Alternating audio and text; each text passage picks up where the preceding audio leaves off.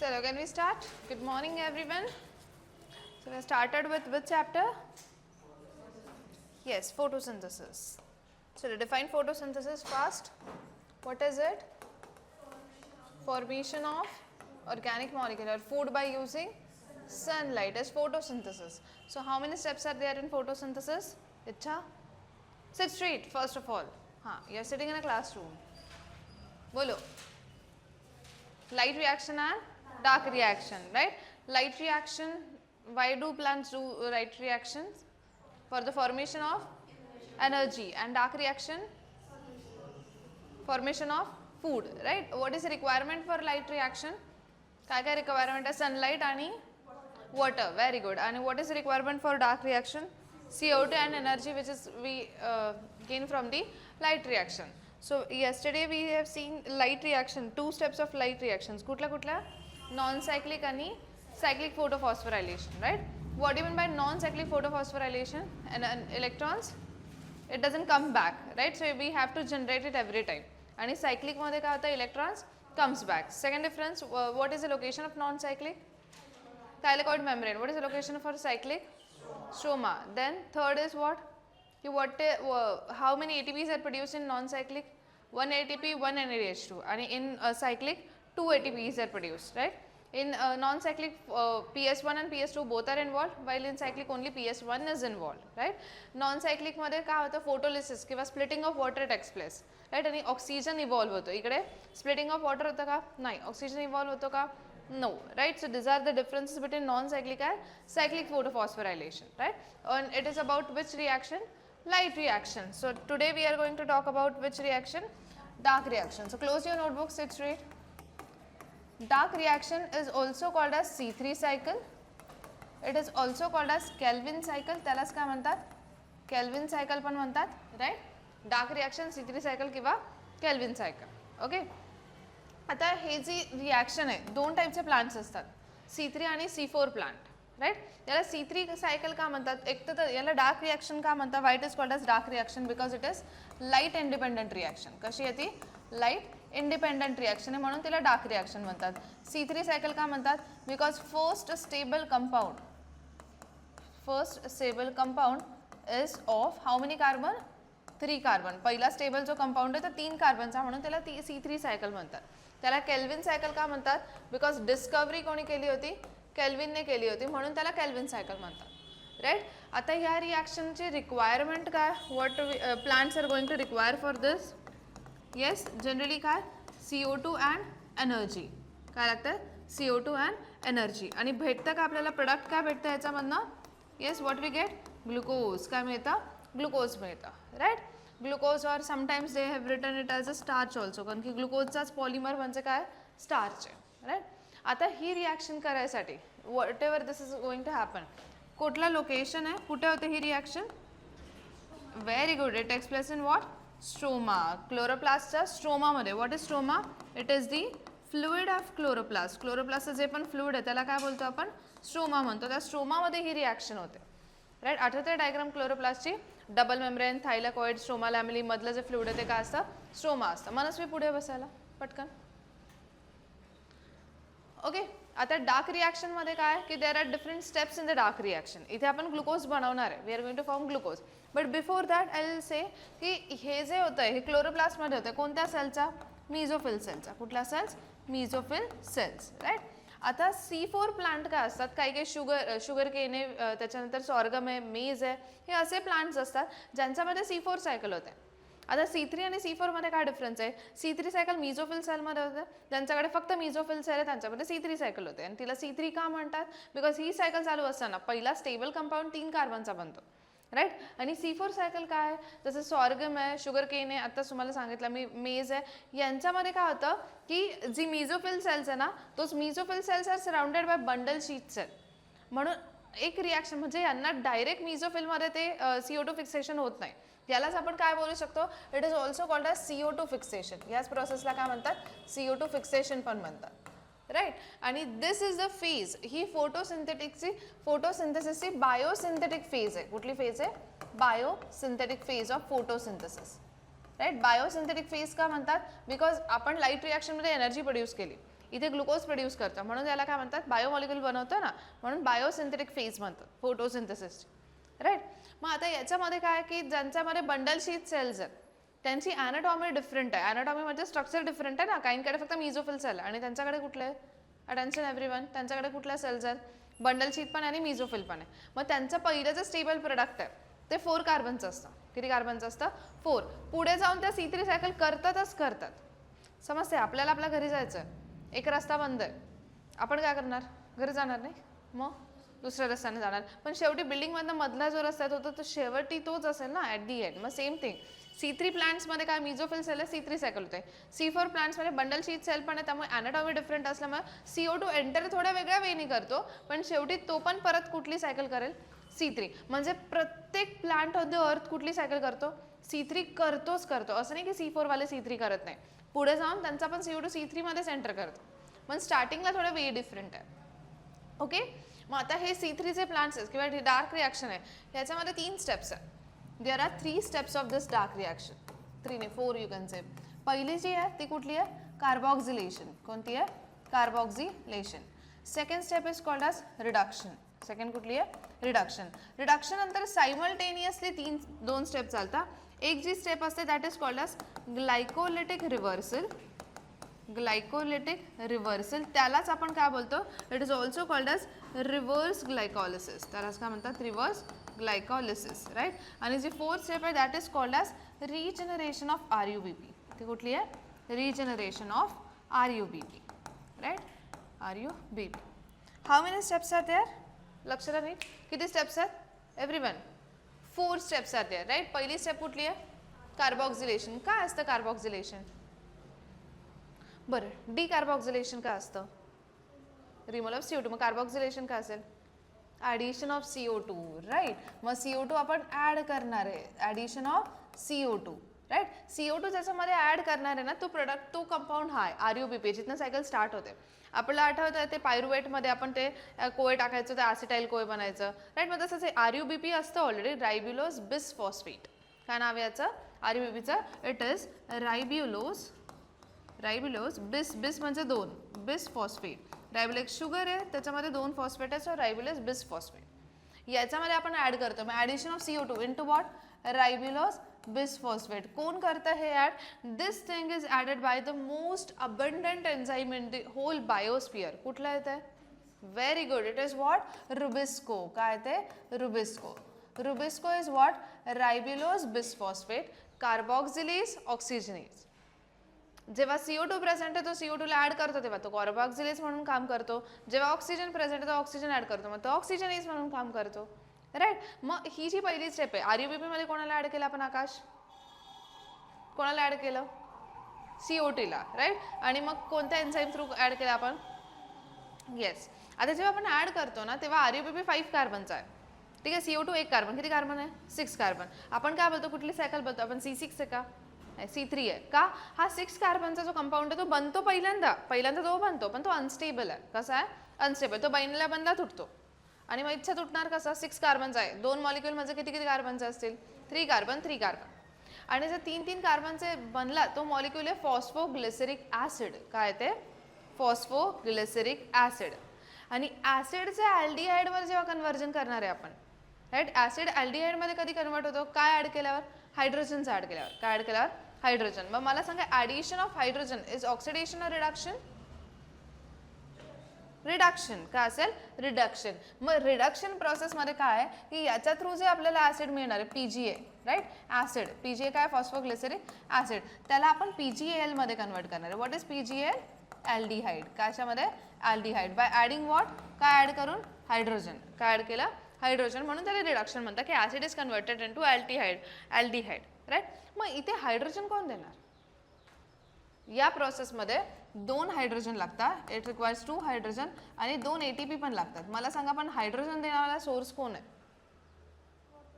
नाही आठवा, ATP कुठून आले, ATPs, very good, light reaction. मग H2 साठी कोण आहे लाईट रिॲक्शन मधला, NADH2 पण तर बनला होता. NADH2 आपण ते लाईट रिॲक्शन का करतोय, डार्क रिॲक्शनला लागणार आहे म्हणून लाईट रिॲक्शन करतोय ना.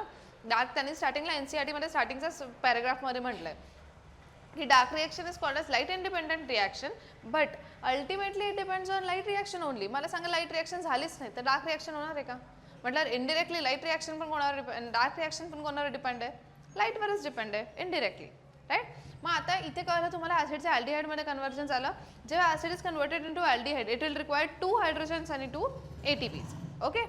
आता आपण हे बद्दल बोलतोय फॉर 1 CO2 फिक्सेशन. एक CO2 ला आपण फिक्स करायचं म्हणजे ऍड करतो. राज पुढची स्टेप कुठली आहे? Glycolytic reversal, reverse glycolysis. का ग्लायकोलिसिस काय होतं सार्थक? ग्लायकोलिसिस काय होतं आठवा? Breakdown of glucose. Glucose break करत होतो. इथे ग्लुकोजला काय करायचंय? बनवायचं की ब्रेक करायचंय? बनवायचं आहे. मग जसं आपण ग्लुकोजला ब्रेक करायचा प्रोसेस होता ना त्याचा उलटा रिव्हर्स प्रोसेस गेलं तर आपल्याला काय मिळेल? ग्लुकोज. आठवत आहे? ग्लुकोज आहे, ग्लुकोज 6 फॉस्फेट आहे, फ्रक्टोज 6 फॉस्फेट आहे, फ्रक्टोज 1,6 बिस फॉस्फेट आहे. मग तो स्प्लिट होतो DHAP म्हणजे आणि PGL मध्ये आला. PGL तर आहे आपल्याकडे, फक्त आपल्याला उलटा जायचं आहे. उलटा स्टेप्स सगळ्या अंडरस्टूड. आणि मग फायनली काय मिळेल? ग्लुकोज मिळेल. म्हणून त्याला म्हणतात रिव्हर्स ग्लायकोलिसिस की PGL पासून आपल्याला काय मिळणार आहे? फायनली ग्लुकोज मिळणार आहे, राईट. आता एक प्रॉब्लेम तो सॉल्व्ह झाला की आपल्याला ग्लुकोज पाहिजे होतं. ह्या स्टेपमधनं आपल्याला ग्लुकोज मिळून जाईल, राईट.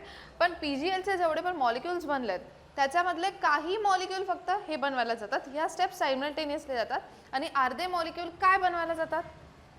RUBP ला रिजनरेट करायला जातात. का? मला सांगा C3 ही सायकल आहे की पाथवे? सायकल आहे ना. मग पहिला कंपाऊंड परत पाहिजे ना, समजतंय? नाही तर मग परत सायकल चालू राहील का? नाही. मग जे पण PGL इथे बनलेत त्याच्यामधले काही मॉलिक्युल्स काय फॉर्म करायला जातील सार्थक? ग्लुकोज. आणि राज काही मॉलिक्यूल काय फॉर्म करायला जातील परत? RUBP. हा RUBP पासून स्टार्ट झाला ना सगळं. मग हा परत पाहिजे, मग ते RUBP फॉर्म करायचं. Is this clear? राईट. आणि जेव्हा ही प्रोसेस झाली regeneration of RUBP 1 ATP is required. काय लागतं? 1 ATP इज रिक्वायर्ड. ओके. आता एकदम नीट लक्ष द्या. We are talking about how many CO2s. इथे किती CO2 बद्दल बोलतोय? 1, राईट. फॉर 1 CO2 फिक्सेशन, एका CO2 ला फिक्स करायला मी फक्त काय बोलते? For how many CO2 fixation? 1. Attention carefully. किती NADH2 लागतात? हा H2 कोणाकडनं आला होता? NADH2 कडनं. मग किती H2 लागतं? किती NADH2 लागतं एका CO2 साठी? 2 ना. 2 इंटू लिहिलंय ना आपण. हे काय? 2 इंटू हायड्रोजन. 2 हायड्रोजन पाहिजे म्हणजे 2 NADH2 लागते. For 1 CO2 fixation how many NADH2 are required? 2 NADH2 are required. आणि how many ATPs are required? नीट बघा. How many ATPs are required? नीट बघा. नीट बघा. टोटल मला सांगा पूर्ण ही सायकलमध्ये CO2 फिक्सेशन आहे 3 ATPs ना. 2 इथे लागतील आणि 1 इथे लागतील. Yes. So will require 3 ATPs. 3 ATPs कसे? येस. 2 इन रिडक्शन प्रोसेस आणि एक कुठे लागेल? रिजनरेशनला. कुठे लागेल? रिजनरेशनला, राईट. कोणासाठी बोललो आपण हे सगळं? नीट लक्ष द्या. ह्यात तुम्ही पूर्ण चॅप्टर करताय, सगळ्या सायकल लर्न आहे, काय उपयोग नाही. परत मी तुम्हाला रेस्पिरेशन मला याचं मला पण सांगितलं होतं. कॅल्क्युलेशन झाले पाहिजे. मग किती बोलतो आपण? We are talking about what? 1 CO2. किती NADH2 लागतात? 1 CO2 साठी how many NADH2? 2 NADH2, right. आणि किती ATP लागतात? 3 ATPs. किती ATP लागतात? 3 ATPs, राईट. एका CO2 फिक्सेशन साठी. For 1 CO2 fixation. फोटोसिंथेसिसची डेफिनेशन रिॲक्शन सांगा काय? 6 CO2 plus 6 H2O in presence of what? Sunlight. काय देतात? C6H12O6 plus 6O2. म्हणजे एक ग्लुकोज मॉलिक्यूल बनवायला किती CO2 लागतात? एका ग्लुकोज बनवायला किती CO2 लागतात? 6 CO2. मग for 1 glucose how many CO2s are required? 6 CO2s are required, right. मग 6 CO2 लागतात तर एका CO2 साठी 2 NADH2 आणि 3 ATP. तर 6 CO2 साठी किती NADH2 लागतील? 12. किती लागतील? 12 NADH2. समजतंय का? 12 because 6 into 2 because for 1 CO2 2 NADH2 are required, right. ATP किती लागतील? 18. Very good. 18 ATPs are required. Why 18 ATPs are required? Yes because for किती आपण घेतलं? येस 6 इंटू 3 का घेतलं for 1 CO2 how many ATP are required 3 ATPs are required. Is this clear? मला रफमध्ये फटाफट करून दाखवा पटकन. फॉर 4 ग्लुकोज किती CO2 लागतील? CO2 NADH2 आणि ATP राईट. आणि सपोज माझ्याकडे 36 किती काय आहेत? CO2 आहे तर किती NADH2 लागतील आणि किती ATP लागतील. आणि त्याच्यानंतर if I am having 54 ATPs then how many CO2 and glucose?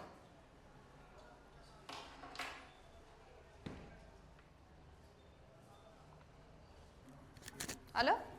Okay done. नंतर फेअरमध्ये नीट लिहा. So this is C3 cycle. आता सिम्पल आहे, फक्त इकडे लक्षात द्या मी जे सांगते. हां, हे कुठल्या कार्बनला फॉस्फेट ग्रुप अटॅच्ड आहे ते आहे. हे किती मॉलिक्युल्स आहेत एकाचे आणि हे किती, म्हणजे आपण बोलतो ना एक ग्लुकोज, ही सायकल एका CO2 फिक्सेशनची आहे राईट. असं एका ग्लुकोजसाठी किती CO2 फिक्स करायला लागतात? 6. मग ही सायकल एका ग्लुकोजसाठी किती वेळेस होत असेल? 6 टाइम्स. मग त्यांनी इथे मॉलिक्युल्स दिले आणि किती कार्बनचा मॉलिक्युल आहे ते दिले. मग बेसिक आपला फर्स्ट मॉलिक्युल कुठला आहे? Initiator RUBP. What is RUBP? सगळ्यांना नीट लक्ष द्या. What is RUBP? रायबोलोज बिसफॉस्फेट. कोणाला ॲड केलं आपण त्याच्यामध्ये? CO2ला. कुठनं आला? ॲटमॉस्फिअरमधलं. कुठला एन्झाईम आहे? Rubisco. What is rubisco? Ribulose bisphosphate carboxylase oxygenase right. ते ॲड केल्यावर काय बनला? 6 कार्बनचा अनस्टेबल कंपाऊंड बनला. तो बनला काय झाला? तुटला राईट. 6 कार्बनचा एक बनला होता, पण आता 3 कार्बनचे किती मॉलिक्युल्स बनतील? 2. मग आत्तापर्यंत काय लिहित होतं आपण? 6 मॉलिक्युल्स राईट. आता 6 मॉलिक्युल कितीचे ते? 6 कार्बनचे. मग 3चे किती बनतील आता? 12. किती मॉलिक्युल्स बनतील? 12. समजतंय? 6 कार्बनचे होते ना, 6 मॉलिक्युल्स होते. आता एका 6ला 2 याच्यामध्ये स्प्लिट केलं आपण. मग 6 × 2 किती झाले? 12 मॉलिक्युल्स राईट. मग पण तो कुठला मॉलिक्युल होता? 3PG आहे. दिसतंय? 3 फॉस्फोग्लिसरेट. म्हणजेच काय? 3 फॉस्फोग्लिसरिक ॲसिड. ग्लिसरेटलाच आपण ग्लिसरिक ॲसिड पण बोलू शकतो ना राईट. आता हा ग्लिसरिक ॲसिड आहे तो कन्वर्ट झाला 1,3 डायफॉस्फोग्लिसरेटमध्ये. आपण बोललो ना इथे एक NADH2 ने 2 ATPs यूज होता. आठवतं? आत्ता लिहिलं ना आपण 2 NADH2 आणि 2 ATPs आर यूज राईट. मग इथे काय होतं की 3 फॉस्फोग्लिसरेट होतं. याचं मिनिंग काय? 3rd कार्बनला फॉस्फेट ग्रुप प्रेझेंट आहे ग्लिसरिक ॲसिडचा. आपण अजून एक फॉस्फेट ग्रुप दिला. कोणाचा इथे होता? आधी दिसतंय 3 फॉस्फेटला होता ना, आता 1ला पण दिला. मग काय झाला? 1, 3 किती फॉस्फेट झाले? डायफॉस्फोग्लिसरिक ॲसिड किंवा ग्लिसरेट. कोण देतं फॉस्फेट? ATP. मग आपण ATP दिला, काय राहिला? ADP. आता 1, 3 डायफॉस्फोग्लिसरेट होता. ग्लिसरेट म्हणजे ग्लिसरिक ॲसिड. ॲसिडचं कन्वर्जन आपण कशामध्ये केलं? ॲल्डिहाइडमध्ये केलं राईट. मग काय झाला? 3 फॉस्फोग्लिसरॅल्डिहाइड. काय फॉर्म झाला? 3 फॉस्फोग्लिसरॅल्डिहाइड. कधी? जेव्हा आपण काय ॲड केला? हायड्रोजन. मग हायड्रोजन ॲड करायसाठी कोणाला यूज केला आपण? NADPH. कुठनं आला? लाईट रिॲक्शनमधनं. आणि काय राहिलं? NADP. हा परत कुठे जाईल? लाईट रिॲक्शनमध्ये हायड्रोजन घेऊन येण्यासाठी राईट. आणि तोपर्यंत इथे काय बनलं होतं? ॲल्डिहाइड. काय बनलं होतं? ॲल्डिहाइड right.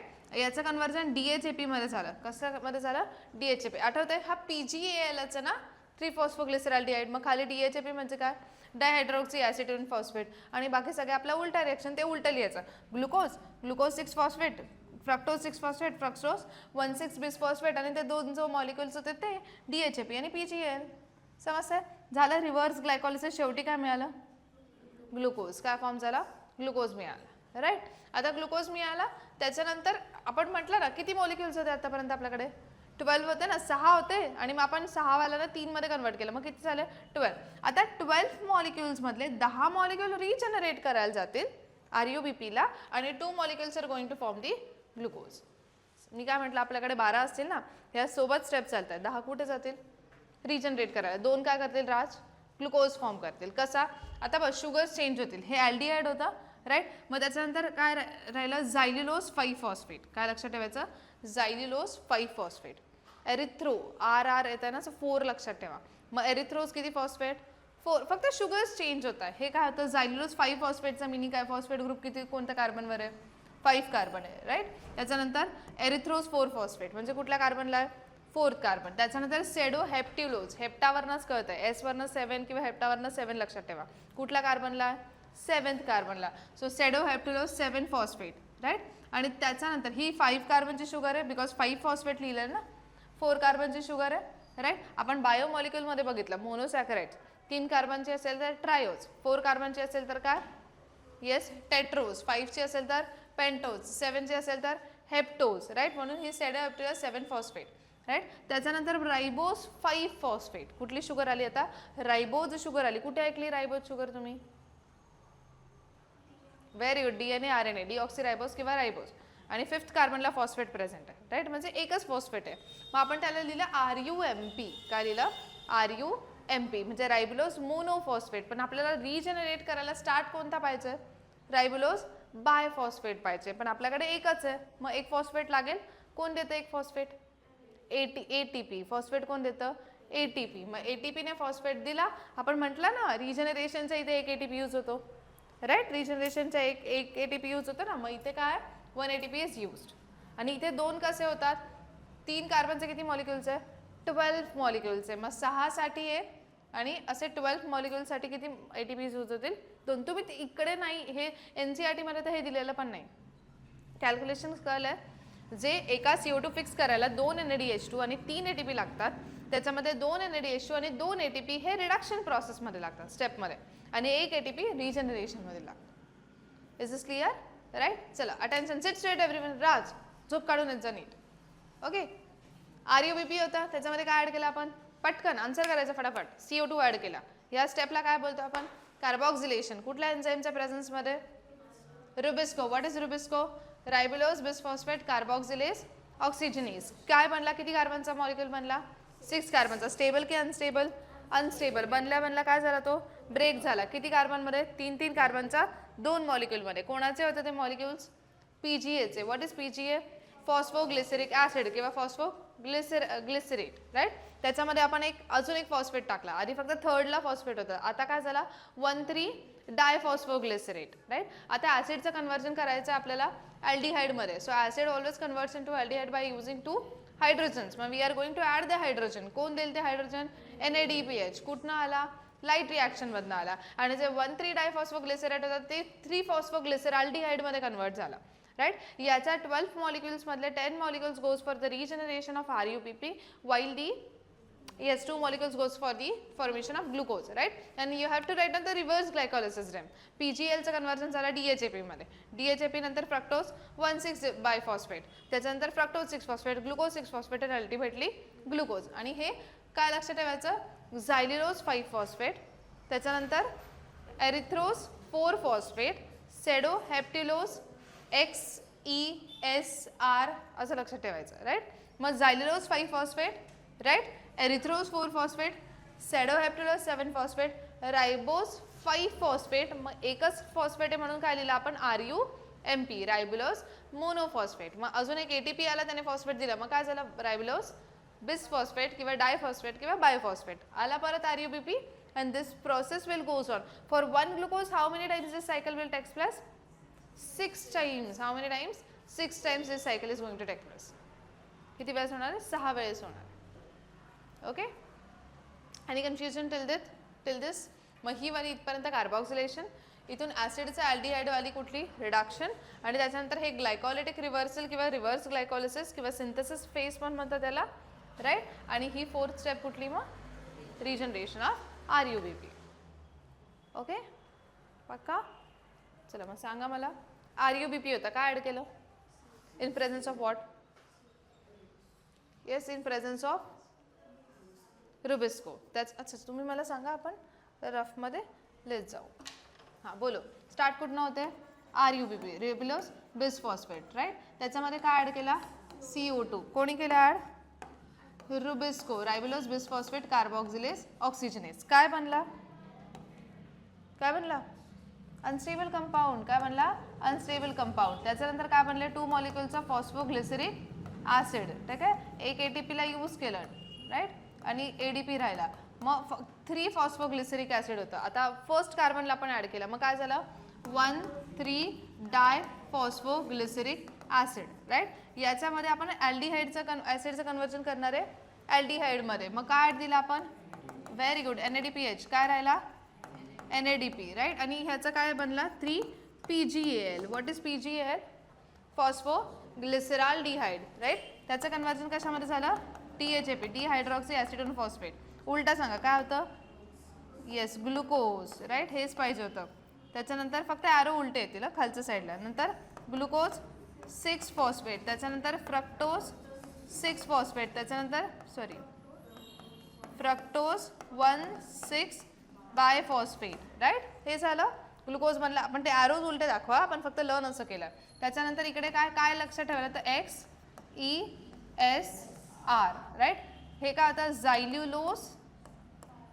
झायल्युलोज yes 5 phosphate, erythrose very good 4 phosphate, sedoheptulose yes 7 phosphate, ribose 5 phosphate आणि त्याच्यानंतर फायनली RUMP राइबोज मोनोफॉस्फेट. आणि इथे काय यूज केला आपण?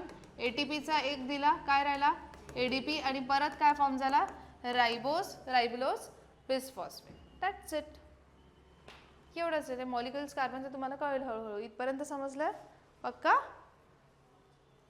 हां, मग मला सांग इच्छा, RUBP पासून ही वाली स्टेप कुठली आहे? सॉरी, RUBP पासून ही वाली कुठली आहे? काय नाव देणार याला प्रतीक्षा? कार्बॉक्सिलेशन, राईट. मग ॲसिड पासून ॲल्डिहाइड वाली, ही वाली कुठली आहे? रिडक्शन. राज ही कुठली आहे? ग्लायकोलिटिक सिंथेसिस फेज किंवा ग्लायकोलिटिक रिव्हर्सल किंवा रिव्हर्स ग्लायकोलिसिस, राईट. आणि सार्थक ही कुठली आहे मग? Regeneration of RUBP. सिंपल आहे, ते दिसायला मोठं दिसतं आणि इझी आहे. Okay, any confusion? पक्का? चलो छापो.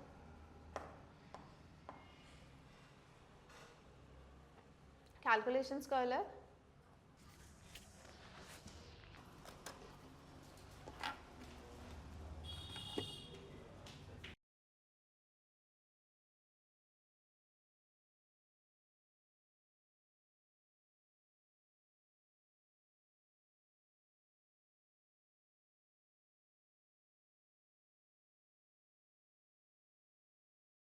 Questions also, numericals also in fair.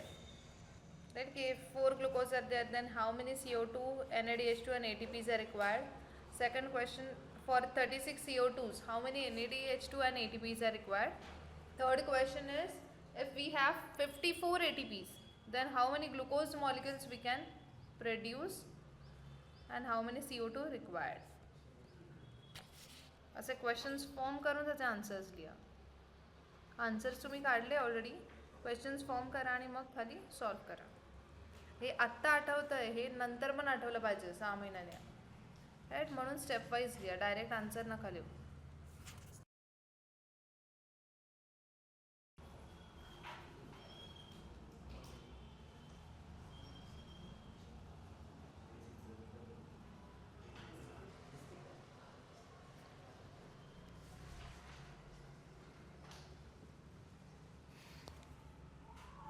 याच्या समोर लिहा लाईट रिॲक्शन की हे कुठनं एंटर झाले लाईट रिॲक्शनमधनं. आता इकडनं बघा, इकडे 3 कार्बनचे 2 मॉलिक्युल होते, इथे 1 मॉलिक्युल का बरं झालं? बिकॉज 3चे 2 होते, मग एकच बनला कितीचा? 6चा. होय.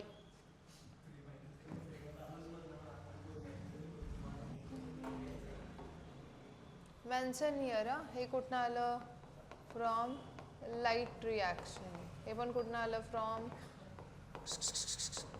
Light reaction, right. यालाच काय म्हणतात? This is called as glycolytic reversal और रिव्हर्स ग्लायकोलिसिस.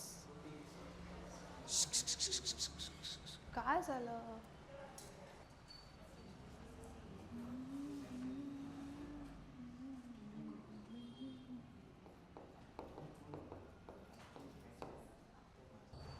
इथे ATP फॉर्म होत आहेत की ब्रेक होत आहेत? यूज होत आहे की फॉर्म होत आहे? आणि हे जे आपण जेव्हा ग्लायकोलिसिस बद्दल बोलायचं तेव्हा ह्या स्टेपमध्ये बघा, फर्स्ट 5 स्टेपमध्ये यूज व्हायचं आहे ना. इथे फॉर्म होताना इथे ग्लुकोज जेव्हा बनत आहे तेव्हा ATPs फॉर्म होत आहेत. आणि इथे यूज होतं की फॉर्म होतं? वरती जे आपण बघितलं तर RUMPचा RUBP मध्ये यूज होत होता. Very good.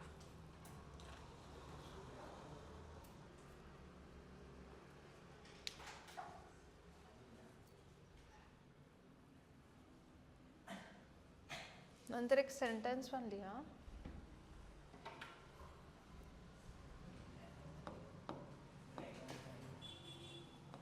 For one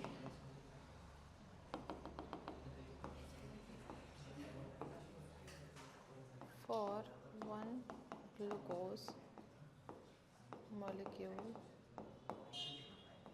6 C3 cycles are there.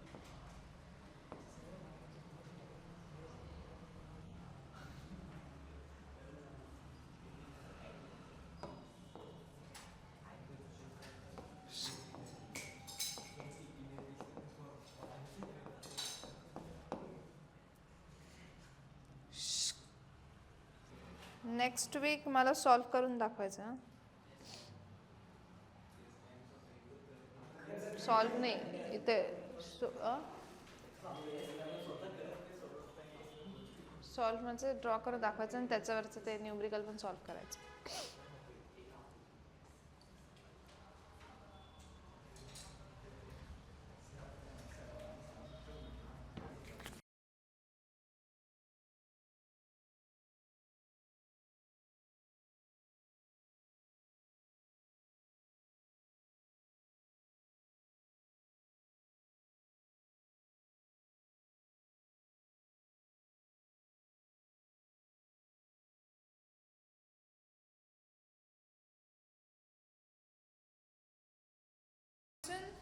Any doubt on दिस? चला नेक्स्ट वीक मी कोणाला इथे येऊन नॉन सायक्लिक, सायक्लिक किंवा फोटोसिंथेसिस, डार्क रिॲक्शन सगळ्या सायकल्स